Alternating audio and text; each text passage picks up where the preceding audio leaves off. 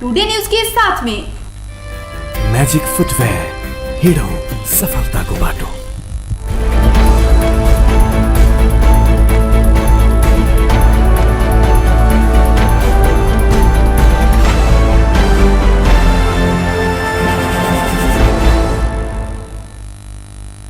नमस्कार, टुडे समाचार में अपने के स्वागत है। हम प्रमोद। समाचार शुरू करी टिप्पर के ठक्कर से एक गोटे की मृत्यु भेल संबंधी प्रशंसा।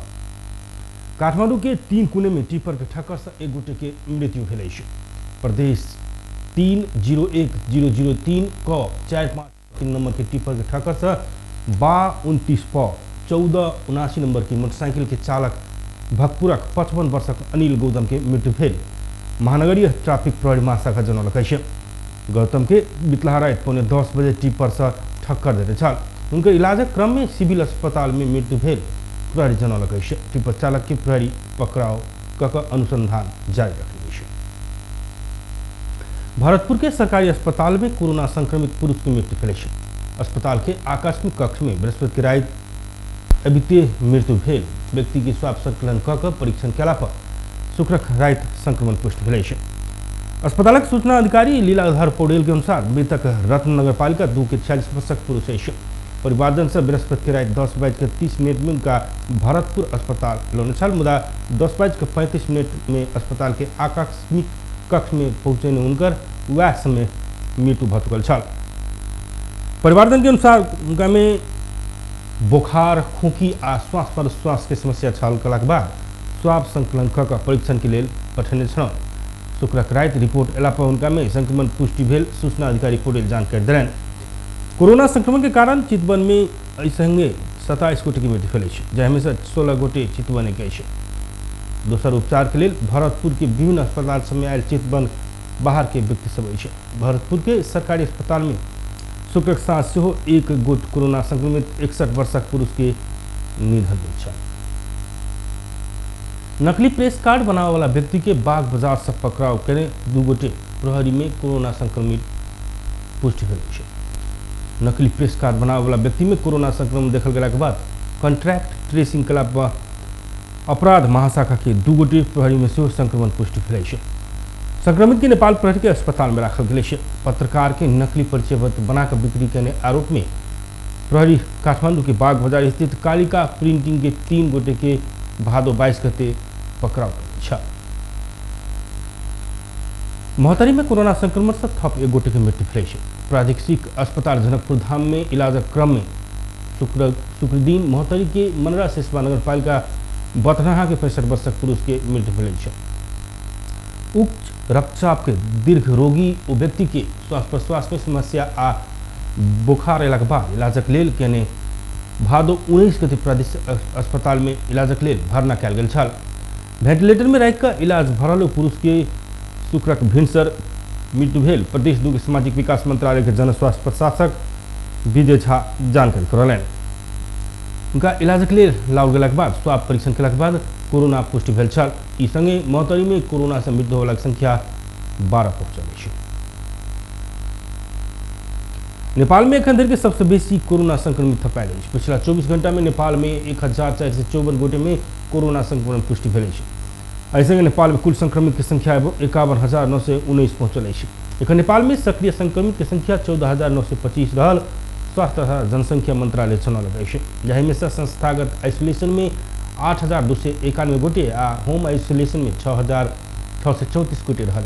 पिछला 24 घंटा में 10,701 गोटे के PCR नमूना परीक्षण कयल गेल। एखन धरि नेपाल में 8,21,186 गोटे के RT-PCR नमूना परीक्षण कयल गेल। तहिना पिछला 24 घंटा में 972 गोटे कोरोना संक्रमण मुक्त भेल संगे नेपाल में कोरोना मुक्त भक्कर डिस्चार्ज होबो वाला की संख्या 36,672 पहुंचल। पिछला 24 घंटा में नेपाल में कोरोना संक्रमण से 5 गोटे की मृत्यु भेल संगे कुल मृतक की संख्या 322 पहुंचल। काठमांडू स्थित केंद्रीय कारागार में मृत्यु भेल थप 4 गोटे कैदी में कोरोना संक्रमण पुष्टि भेल। भादो 16 गते मृत्यु भेल 3 गोटे आ भादो 19 गते मृत्यु भेल 1 गोटे की कोरोना संक्रमण पुष्टि भेल। जेलर लक्ष्मी बास्कोटा जानकारी दिलनि। केंद्रीय कारागार में रह कैदी बंदी में से 4 गोटे के भादो 16 गते मृत्यु भेल छल। ओहिमे से 1 गोटे की मृत्यु से पहिने ही कोरोना पुष्टि भेल छल। कोरोना पुष्टि भेल 4 गोटे में से 2 गोटे जबरदस्ती करनी आ 2 गोटे कर्तव्य जान मुद्दा में सजाए भोग रहल छल। वो सब केंद्रीय कारागार के अस्पताल में इलाजरत रहल छल। टुडे समाचार में बेर भेलै छोटछिन व्यावसायिक विषय। यस डायरीमा मेरा सबै मिठा यादहरू छन्। मेरो हातमा यही फेभरेट ब्याट थियो जब मैले पहिलो पटक इन्टरनेशनल सेन्चुरी बनाए। यही बलले मैले फर्स्ट टाइम 5 विकेट्स लिएको थिएँ। ओडीआई स्टेटस पाउँदाको त्यो क्षण अनि मेरो पहिलो man of the match award पनि। मैले हासिल गरेको अचिभमेन्ट्समा मेरो मेहनत, संघर्ष अनि मलाई साथ दिने मेरा फेभरेट चीजहरू छन्। सफलताको बाटो हिँड्ने ती सबैलाई म्याजिकको सल्युट। म्याजिक फुटवेयर, हिँडौँ सफलताको बाटो। ए त्यो रातो वाला हैन, हरियो वाला ए सानो वाला हैन के, ठुलो वाला गाडीमा ठुलो वाला। नमस्कार साउजी। नमस्कार, बसौँ न बसौँ। अनि उहाँ चाहिँ मास्टर वाला कि इन्जिनियर वाला? यो कान्छो इन्जिनियर। ए कान्छो इन्जिनियर वाला। अनि किन आउनु भयो होला? सिमेन्ट चाहियो, त्यही भएर आइयो। ए ए ए कुन सिमेन्ट? राष्ट्रिय वाला कि अन्तर्राष्ट्रिय वाला? अखण्ड वाला कि मेरुदण्ड वाला? शक्ति वाला कि भक्ति वाला? चुनी वाला कि मनी वाला? ए साउजी, नेपाल गुणस्तर प्रथम अवार्डबाट पुरस्कृत असली ओपीसी सिमेन्ट। ए नो कम्प्रोमाइज वाला शिवम सिमेन्ट। ठीक रोज्नु भयो। नेपाल गुणस्तर प्रथम अवार्डबाट पुरस्कृत असली ओपीसी सिमेन्ट शिवम सिमेन्ट। क्वालिटीको मामलामा नो कम्प्रोमाइज। के पिउँ कि कुन चाहिँ वाला? जीवनको हरेक मोडमा छ सीरियस स्ट्राइकरले दिन्छ सुपर कम्फर्टको आवाज। सुपर भन्दा एक्स्ट्रा सुपर। टिभीएस स्ट्राइकरले दिन्छ 65 किलोमिटर भन्दा बढी सुपर माइलेज। हरेक दिन यात्रा गर्छु म भरोसा लिएर। टिभीएस स्ट्राइकरको सुपर स्टाइलले सारा संसारको आँखा हुन्छ म माथि नै। टिभीएस स्ट्राइकर 125 सीसी सुपर भन्दा एक्स्ट्रा सुपर।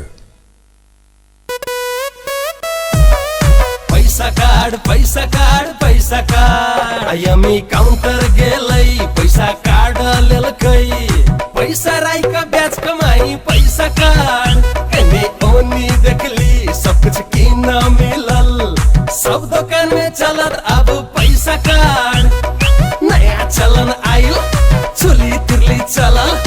अपन जनकपुर में चलते पैसा कार्ड। अपन जनकपुर कैशलेस जनकपुर। आइए नजीक के आईएमई काउंटर से पैसा काट लिया आ कोनो दुकान में काट लक पैसा तिरू आ ब्याज से हो कमाऊ। छुली तिरली चलल। कोका कोला आज दिउँसो झप हुँदा केटीहरूले दामी सेल्फी खिचेछन्। त्यो मिस भयो। मन पर्ने सिङ्गर बोल्न आएको थियो, त्यो पनि मिस भयो।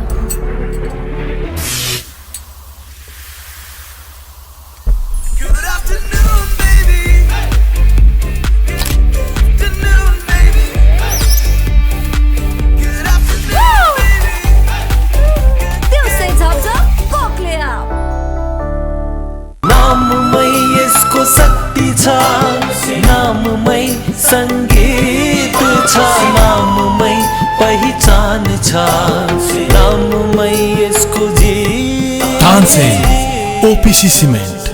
हाय हाय, सुन न, म तिम्रो लागि जहाँ पनि जान सक्छु नि। साच्ची? कहाँसम्म जान सक्छौ? वेट, ल हेर, यहाँसम्म जान सक्छु। त्यहाँसम्म मात्रै? खै त कहाँसम्म जान सक्छौ?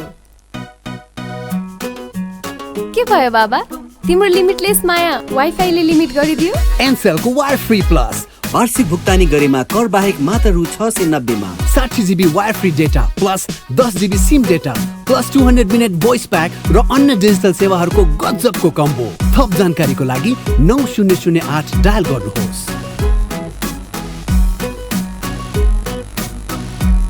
एनसेल, आज भोलि सधैँसँगै। विश्राम के बाद पुनः स्वागत है स्टूडियो समाचार में। अब बाकी प्रश्न। पिछला दिन बंदाबंदी के नाम में सप्तरी के विभिन्न सीमावर्ती नाका में अवैध दारू तस्करी फस्टाया रही है। सप्तरी के हनुमाननगर कंकालनी नगरपालिका वार्ड नंबर 11 सखुबा टोल से 244 कार्टून अवैध दारू प्रहरी बरामद कल। इलाका प्रहरी कार्यालय हनुमाननगर के इंचार्ज सुरेश कुमार यादव के नेतृत्व में खटल प्रहरी की टोली विशेष सूचना के आधार में नेपाल से अवैध रूप में भारत देश तस्करी कर लागल अवस्था में 244 कार्टून अवैध दारू बरामद करने प्रहरी जनौल कही। लगभग 3,50,000 मूल्य बराबर के वो अवैध दारू बरामद करने हनुमाननगर के सही यादव जानकारी देने बरामद कल गई। अवैध दारू आवश्यक अनुसंधान के लिए राजविराज भन्सार कार्यालय तिलाठी बुझाओल गई तथा दारू तस्कर फरार रहला से सबके खोजी कार्य तीव्र रूप में भर रहल सही यादव बतौलन। इमहर पिछला बेर अवैध दारू के साथ मटर से हनुमाननगर नाका से तस्करी बढ़ल स्थानीय वासी सब बतौलक। जिला के अलगे अलगे स्थान में नदी आ दह में डूब कर एक दिन एक बच्चा सहित 2 गोटे के मृत्यु भेल। सिरहा के अरनमा गांवपालिका 3 मैनावती नदी के पानी में डूबकर स्थानीय 10 वर्षक बच्चा चंदन महतो के मृत्यु भेल प्रहरी जनौल। नदी के पानी में नहाय के क्रम में डूबकर चिकित्सित भेल बच्चा के इलाजक लिए स्थानीय क्लिनिक में पहुंचाओल गेल आ इलाज के क्रम में बेतलहा रात मृत्यु भेल प्रहरी जनौल। तेना मिर्चिया नगरपालिका 9 स्थित कमल दह में डूबल अवस्था में एक युवती के लाश बरामद कल। तत्काल शनाखत हो नहीं सकल अंदाजी 22 वर्षक वो युवती के लाश दह के पानी में डूबल अवस्था में मृत भेटल जिला प्रहरी कार्यालय सिरहा जनौलक। कोरोना वायरस संक्रमण के कारण सुनसरी के झुमका स्थित कारागार के एक कैदी के मृत्यु भेल। सुनसरी के रामधुनी नगरपालिका घर रहल 43 वर्षक पुरुष के बीपी कोरला स्वास्थ्य विज्ञान प्रतिष्ठान में इलाज के क्रम में मृत्यु भेल। 10 दिन से बुखार आयल आ 2 दिन से खोखी आ श्वास प्रश्वास में कठिन होला के बाद उनका शुक्र के भिनसर 11:54 में बीपी कोरला स्वास्थ्य विज्ञान प्रतिष्ठान के आकस्मिक कक्ष में भर्ना किया गया। उनका शुक्र दिन प्रतिष्ठान की प्रयोगशाला में जांच केला पर कोरोना संक्रमण पुष्टि भेल। अस्पताल के प्रवक्ता डॉक्टर निदेश सापकोटा बतौलन उनका में कोनो दीर्घ रोग भेल नहीं भेटल सापकोटा बतौलक।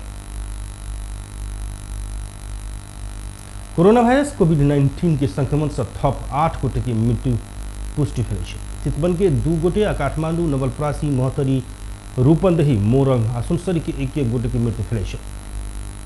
पुरान मेडिकल कॉलेज में इलाज के क्रम में बुध दिन मृत्यु भेल। रत्ननगर नगरपालिका 2 चितवन के 78 वर्षक महिला में कोरोना संक्रमण पुष्टि भेल। राप्ती नगरपालिका चितवन के 61 वर्षक पुरुष के भरतपुर अस्पताल में मृत्यु भेल। भादो 24 गते कोरोना संक्रमण भेल उनका उच्च बुखार खोखी आ श्वास प्रश्वास में समस्या भेला के बाद 25 गते अस्पताल भरना भेल। काठमांडू महानगरपालिका 5 कालोपुल काठमांडू के 70 वर्षक पुरुष के पाटन अस्पताल में शुक्र दिन मृत्यु भेल। बुखार खोखी तथा श्वास प्रश्वास में समस्या भऽ कऽ भादो 24 गते अस्पताल भरना भेल। उच्च रक्तचाप मधुमेह आ मृगौला के रोगी छल। सुस्ता गांवपालिका 5 नवलपरासी के 55 वर्षक पुरुष के कोरोना विशेष अस्पताल भूटबल में शुक्र दिन मृत्यु भेल। भादो 19 गते कोरोना संक्रमण पुष्टि भेल। मधुमेह आ उच्च रक्तचाप के रोगी छल। मनरा सिसवा नगरपालिका 1 महोदय के 65 वर्षक पुरुष के शुक्र दिन प्रादेशिक अस्पताल जनकपुर धाम में मृत्यु भेल।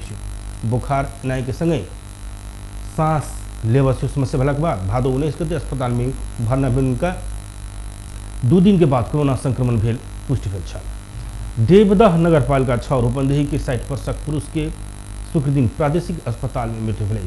बुखार खोखी आ सांस लेवे में समस्या भेला के बाद अस्पताल पहुंचल उनका कोरोना संक्रमण पुष्टि भेल छल।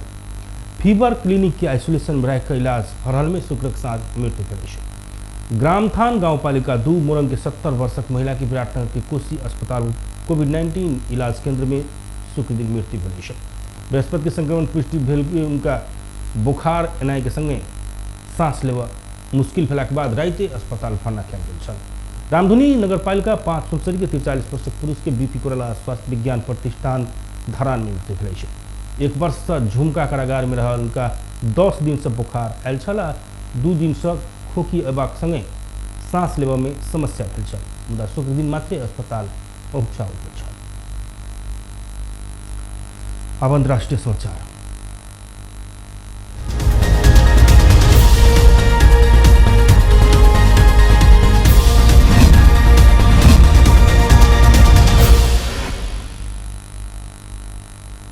सऊदी में कोरोना के कारण 52 गोट नेपाली की मृत्यु भेल छै। कोरोना महामारी शुरू भेलाक बाद एखन धरि सऊदी में कार्यरत 52 गोट नेपाली की मृत्यु भेल। सऊदी के लिए नेपाली राजदूत प्राध्यापक डॉक्टर महेंद्र प्रसाद सिंह राजपूत जानकारी दिलनि छै। सऊदी में एखन धरि 4137 गोटे की मृत्यु भेल में जाहि में से 52 गोटे नेपाली की मृत्यु भेल छै। सऊदी में एखन धरि 3,22,237 गोटे में कोरोना संक्रमण पुष्टि भेल छै, जाहि में से 2,98,246 गोटे ठीक भेल छै। सऊदी में लगभग 3,50,000 नेपाली श्रमिक कार्यरत है, जैमें से लगभग 24 से नेपाली में एखन धरि कोरोना संक्रमण पुष्टि भेल। गैर आवासीय नेपाली संघ के स्वास्थ्य समिति जनौलक छै। व्यस्त टुडे समाचार एखन के लेल एतबे। हम प्रमोद विदा दिय। देखैत रहू टीवी टुडे जनकपुर। नमस्कार।